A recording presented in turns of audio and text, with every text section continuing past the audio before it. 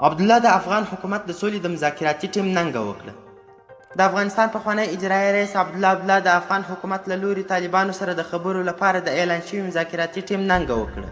ښاغلي عبدالله د سه شنبې په ورځ د مارچ په 31 او د وري په 12 په خپل ټویټر کې په دې اړه لیکلي دي چې د همشموله ټیم جوړول د بین الافغاني مذاکراتو په لور یو مهم ګام دی. ښاغلي عبدالله همدغه راز وایي چې د ټیم په اړه د درک وړ ځینې اندېښنې شته، خو مذاکراتي ټیم د افغانستان د اسلامي جمهوریت او زموږ د ملي ګټو نمایندګي کوي. موږ وخت لرو چې د ټیم له لوري د راپور ورکولو په میکانیزم او د صلاحیت په سرچینو یې خبرې وکړو. افغان حکومت څو ورځې مخکې د معصوم ستانکزي په مشرۍ له طالبانو سره بین الافغاني مذاکراتو ته د 21 کسانو یوه ډله اعلان کړه. په دغې ډلې کې د حکومت او په افغانستان کې د نورو بېلابېلو سیاسي ډلو او مدني ټولنو استازي شامل دي. د امریکا د بهرنیو چارو وزیر مایک پمپیو د دغه ټیم اعلانول د سولې په لور یو مثبت ګام وباله.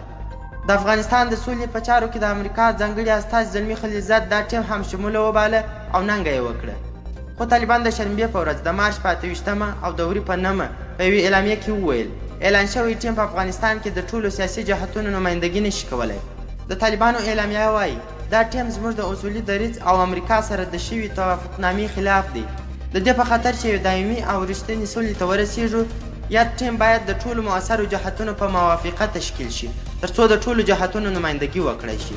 طالبانو نه دي ویلي چې له سیاسي جهتونو څخه هدف څوک دي. په همدې حال کې طالبان وایي چې د دوی یو پلاوی کابل ته رسېدلی چې د بندیانو د ازادېدو لړۍ پیل کړي. د طالبانو یو ویان سهیل شاهین د سه شنبې په ورځ په خپل ټویټر کې لیکلي دي چې په پلاوي کې 3 کسان شامل دي او هغوی به د بندیانو د خلاصون د جریان څارنه کوي او په تخنیکي برخه کې به د اړتیا وړ اقدامات ترسره کوي. افغان حکومت تر اوسه په دې اړه څه نه دي ویلي. د امریکا او طالبانو ترمنځ د شوي تړون په اساس 15,000 طالبان بندیان خوشي کیږي او بیا به بین الافغاني مذاکرات پیلیږي. د ویډیو له کتلو مو ډیره مننه. که مې ویډیو خوښه شوې حتما یې درسره لایک او شیر کړئ.